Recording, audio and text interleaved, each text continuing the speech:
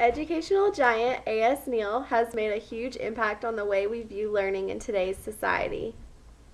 A.S. Neill was born in 1883 in a small town in Scotland to extremely religious parents who raised him to fear authority as he began school. Neill quickly grew fond of the idea of thinking for himself and not obeying what others told him to do. He often encouraged his peers to think and act for themselves as well. He absolutely despised the idea of being forced to think and act a certain way. Neill carried this with him as he grew older, and despite the fact that he was not a good student, became a teacher.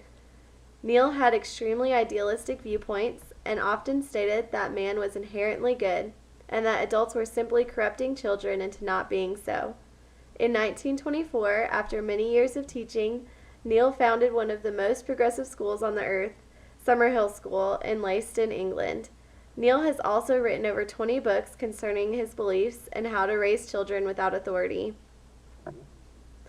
Summerhill School was originally started in Lyme Regis with only 40 students. It quickly became popular, taking in students from all walks of life and turning their lives around when necessary.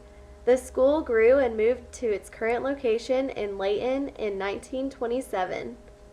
As opposed to adult faculty operating the school and controlling the children, the students had the opportunity to decide for themselves and control their education. If the children so desired, they didn't even need to attend classes. Playing for the entirety of the day was completely acceptable. Each week, the students would attend the meeting in which children discussed problems and set rules for themselves. This profound idea of self-government and self-reliance was unheard of in schools before. In several modern-day interviews of students attending Summerhill School, the children expressed that they became more independent, self-motivated, and grew to enjoy learning because they were in control of everything they did. Summerhill School has 5 general policies they live by. First, to provide choices and opportunities that allow children to develop at their own pace and to follow their own interests. Second, to allow children to be free from compulsory or imposed assessment, allowing them to develop their own goals and sense of achievement. Third, to allow children to be completely free to play as much as they like. Fourth, to allow children to experience the full range of feelings free from the judgment and intervention of an adult. Fifth, to allow children to live in a community that supports them and that they are responsible for, in which they have the freedom to be themselves and that have the power to change community life through the democratic process. While almost no schools give students absolute freedom like Summerhill, the idea of selecting your own classes is becoming a more accepted way of controlling your own education.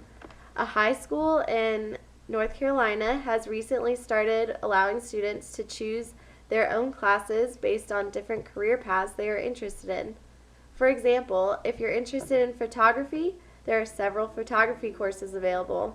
If you are interested in drama or theater, there are acting classes and plays a student could get involved in.